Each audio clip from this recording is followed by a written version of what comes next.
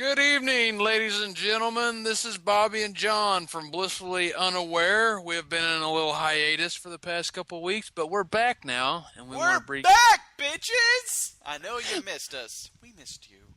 We're back, but we're back, and we're going to bring you this awesome new episode. And why don't you say hello, John? Hello, John. And hello, everyone. Like you said, we've been gone for a couple weeks. It's not because we're mad at you or anything. We just got busy. And last weekend, I went over to our buddy Charlie's house, and you might have seen on the YouTubes that I put up some gameplay. Called PT Playable Teaser, put out by Kojima. Go check it out if you haven't seen it already. You see Charlie almost cry. But yeah, go ahead, Bobby. He jumped out of his britches. It's true, he did.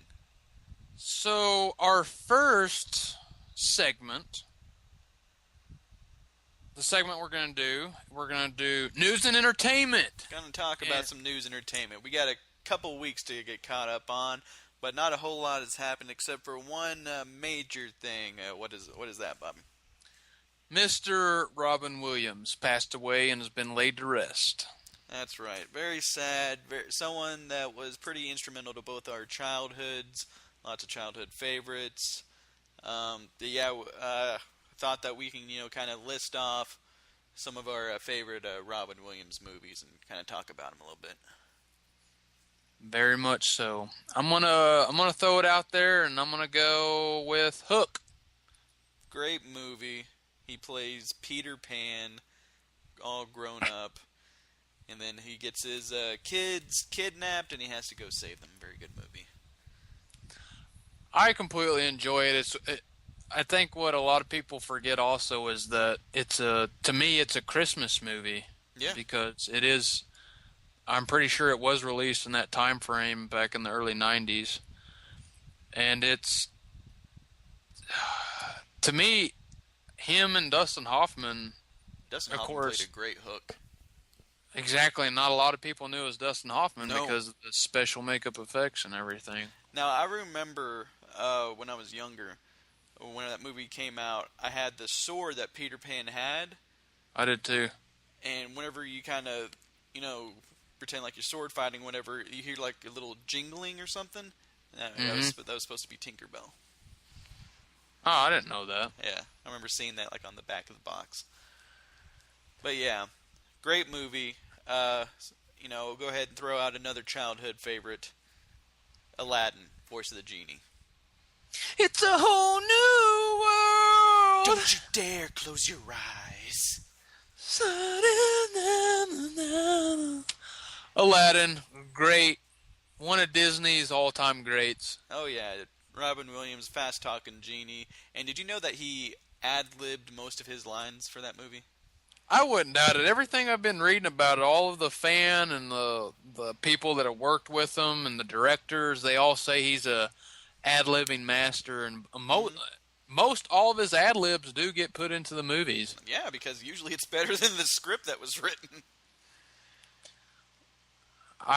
Aladdin was probably one of my first Disney movies that I actually bought on my own. Yeah.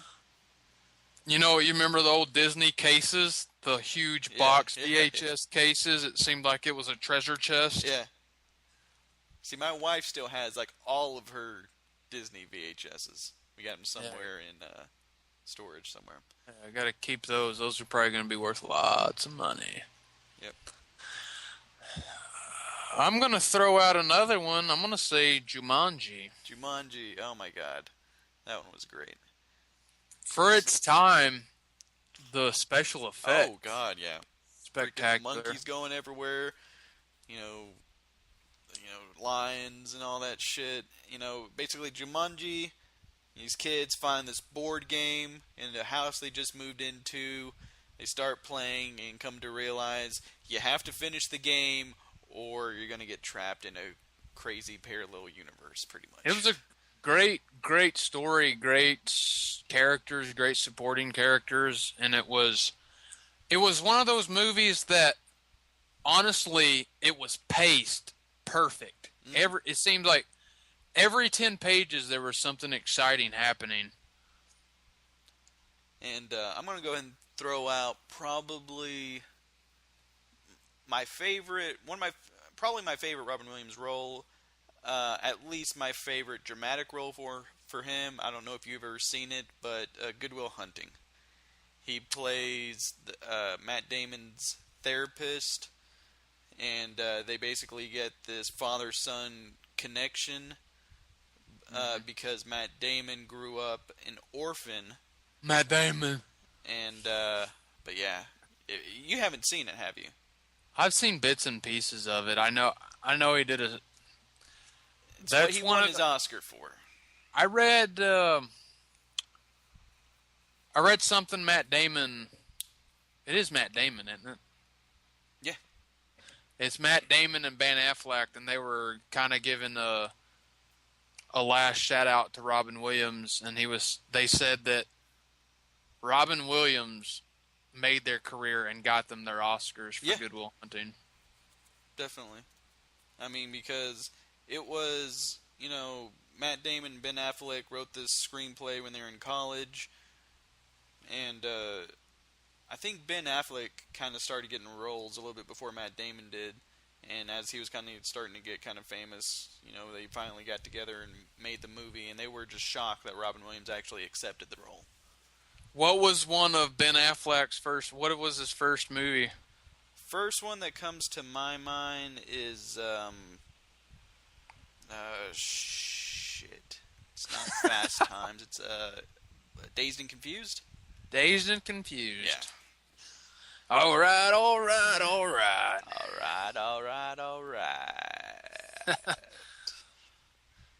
Which, by the way, in our Let's Play of that video game, there's a Matt Damon reference, or not Matt Damon, but Matthew McConaughey reference. Did you catch it? I did. Very good. I'm gonna go with the dramatic role. Go for it. Have you ever saw? It's called Final Cut. No. Back in 2004. No, never seen. So the plot is that they're in the future, and he's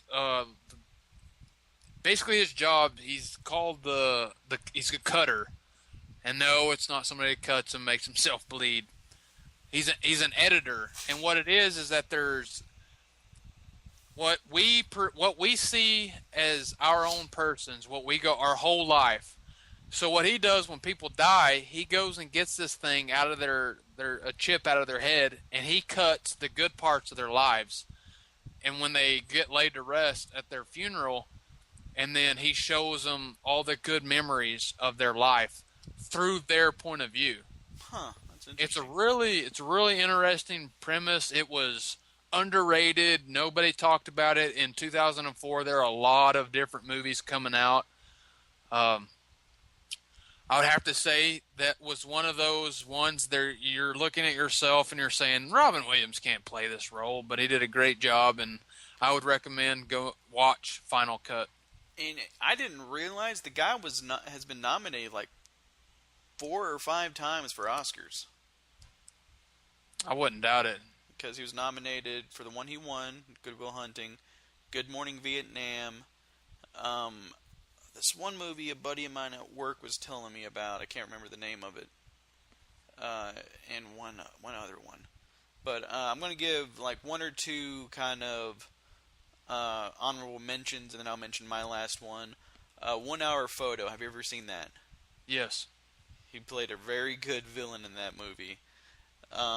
Dead Poets Society. If you've never seen that, go see it. It's really good. What is it called? What Dreams May Come, I believe. I never watched that. And the last one you're going to say is probably going to be my last one. Probably saying the same one. Let's say it at the same time. 1, 2, 3. This is Doubtfire. Very good. Now that I think everyone who grew up in our generation, that movie would probably be in their top 5 because that's, Robin Williams doing funny voices, doing the costume changes.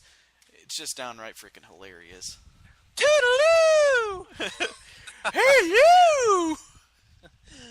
Yeah, when you got Pierce Brosnan being the other guy. The And, antagonist. oh god, it's just so good. And I mean, hell, we've already talked 10 minutes about it. We could probably do an entire podcast just on that. But Yeah. we're going to end with that.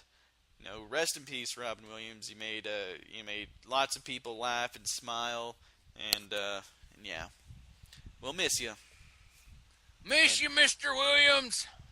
And we'll be right back with more Blissfully Unaware. Bye.